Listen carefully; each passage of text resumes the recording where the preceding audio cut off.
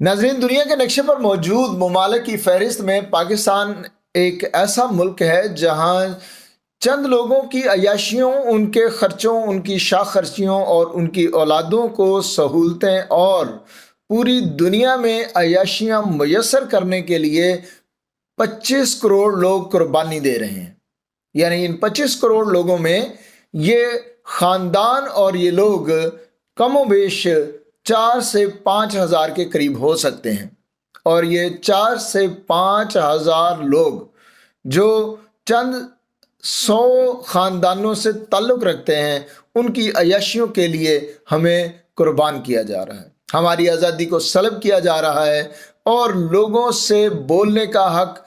उनकी परेशानी के इजहार का हक और उनकी ज़िंदगी को जो जहन्नुम बनाया गया है उस पर अगर वो बोलते हैं वो हक भी उनसे वापस लिया जा रहा है। नाजरीन, अभी 2 दिन पहले पाकिस्तान में सोशल मीडिया पर पाबंदी लगाने की करारदाद पेश की गई और बहरामद खान तंगी, जो कि पीपल्स पार्टी के साबिक सेनेटर हैं, उन्होंने ये करारदाद पेश की और उस करारदाद को आइंदा एजेंडे में शामिल भी कर लिया गया। करारदाद के मुताबिक पाकिस्तान में जितना भी सोशल मीडिया है और सोशल मीडिया की एप्स हैं, वो नौजवानों में बेराहरुई, नौजवानों में गलत रुझान और रियासत के खिलाफ उनके अंदर मवाद को सरायत कर रही हैं। हालांकि ये बात सिरे से गलत है।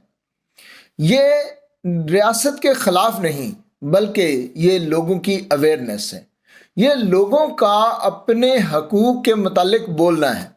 जैसा कि कुछ अरसे से ये एक नैरेटिव बनाया गया कि फितना क्रिएट किया जा रहा है। ये नाजरीन, ये फितना नहीं है, ये असल में लोगों का अपने हक के मुतालिक बोलना है। क्योंकि वो चंद 100 लोग जो हैं, अगर उनके मफादात पर और लोग अपने हकूक पर बोलना शुरू कर देंगे और ये बताना शुरू कर देंगे कि हमें कहाँ कहाँ कैसे कैसे लूटा गया, तो यकीनन उनके लिए ये फितना है। लेकिन वो लोग जो इस गुर्बत की चक्की में पिस रहे हैं, जिनकी ज़िंदगी को यहीं पे जहन्नुम बना दिया गया है, उन लोगों को अपने हक के लिए बोलना जो है वो अब बहुत महंगा पड़ रहा है।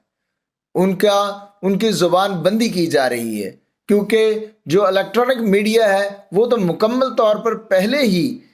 कंट्रोल कर लिया गया है। अब सोशल मीडिया, जिस पर लोग अपनी आवाज़ बुलंद करते हैं और एक दूसरे को अपना दुख सुना के थोड़ा सा अपना दिल का बोझ हल्का करते हैं, वो भी अब रोकने के लिए तैयारियां की जा रही हैं। तो इसलिए मैं सब लोगों से ये दरख्वास्त करूंगा, कोशिश कीजिए कि आप जहां तक आवाज़ बुलंद कर सकते हैं वहां तक बुलंद कीजिए। क्योंकि अगर ये सोशल मीडिया ना होता तो यकीनन जो अभी ये चंद दिन पहले सिलेक्शन हुई है उसमें जितना हम अपना किरदार अदा कर सके हैं वो भी हम ना कर पाते। आज 4 मार्च 2024 को 8 फरवरी 2024 में मुनक्किद होने वाले इलेक्शंस या सिलेक्शन या दांधली ज़दा इलेक्शंस के नतीजे के तौर पर मियाँ शहबाज शरीफ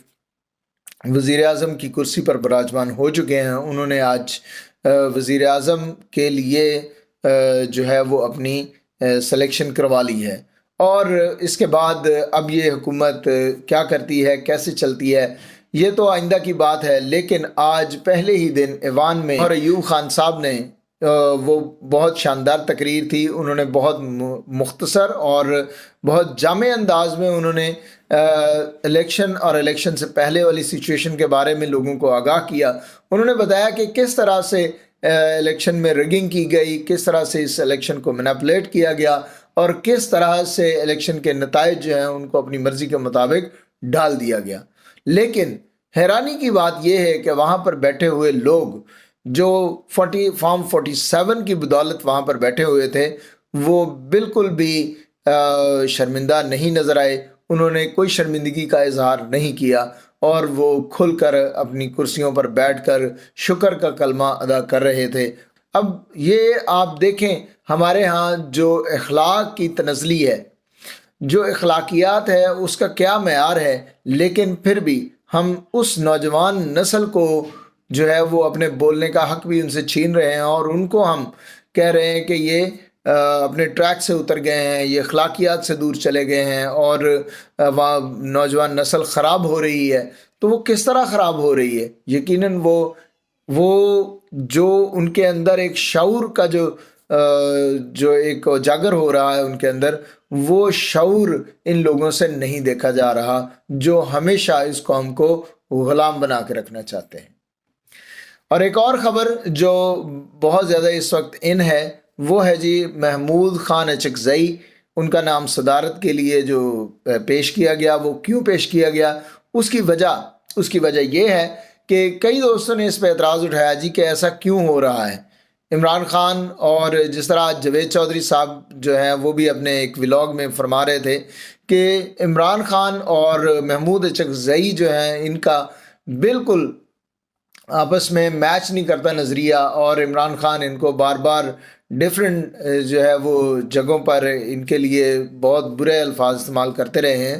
لیکن ان کو یہ یاد رکھنا چاہیے کہ جو اپوزیشن ہوتی ہے، اپوزیشن میں پارٹیز کا آپس میں مل جانا، وہ نظریات اکٹھے نہ بھی ہوں لیکن ان کا اکٹھے ہو جانا کوئی بری بات نہیں ہوتی۔ اصل تب پتہ چلتا ہے کہ جب حکومت بن رہی ہو لیکن کوئی شخص حکومت نہیں بنائے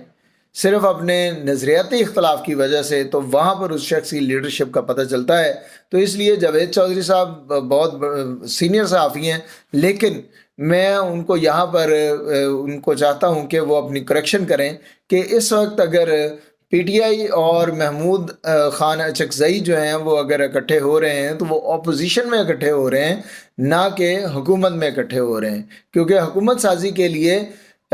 پی ٹی آئی کے پاس یہ بہت موقع تھا کہ وہ پیپلز پارٹی کے ساتھ مل کے حکومت بنا لے اور اپنے لیے ساری راہیں آسان بھی کر لے، لیکن انہوں نے نہیں کی،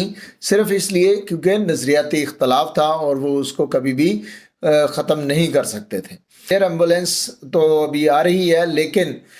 350 سے زائد گاڑی جو ہے وہ موٹر وے پر ٹکرا گئی، اور وہاں پر نہ کوئی ایمبولینس پہنچ سکی، نہ وہاں پر پولیس پہنچ سکی، اور نہ ہی کوئی بھی انتظامیہ جو ہے وہ موقع پر پہنچ سکی۔ 350 گاڑی کے ٹکرانے کا جو ٹائم ہے اگر آپ دیکھیں اس کو تو وہ ایک لمبا ٹائم ہے، لیکن کوئی کسی قسم کی مدد وہاں پر نہیں پہنچ سکی۔ تو پھر ہمیں یقیناً یہ ہمارے لیے ایک لمحہ فکریہ ہے کہ ہم بہت بڑی بڑی باتیں تو کرتے ہیں، یعنی یہ جو موٹر وے تھی، ہم اس موٹر وے کے حوالے سے، موٹر وے تو چلے بن گئی، اس کے بعد بھی جتنی بھی حکومتیں آئیں انہوں نے کسی نے بھی اس چیز کو نہیں سوچا کہ موٹر وے پر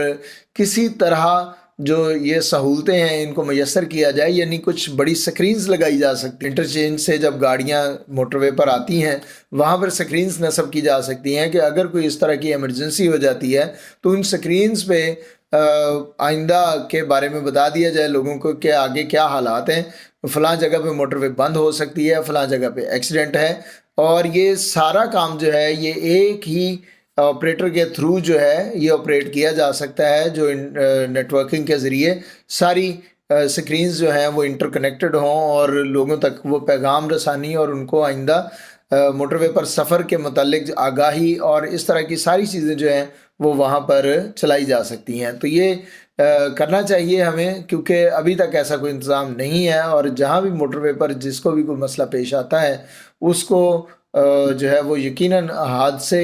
کا شکار وہ خود تو ہوتا ہی ہے، لیکن دوسرے لوگوں کے لیے بھی وہ حادثے کا باعث بن سکتا ہوتا ہے۔ تو جناب یہ آج کا ولاگ تھا، امید ہے آپ کو پسند آیا ہوگا۔ اگر آپ کو ہماری بات اچھی لگے اس کو دوسروں تک پھیلائیں، ہمارے چینل کو سبسکرائب کیجیے۔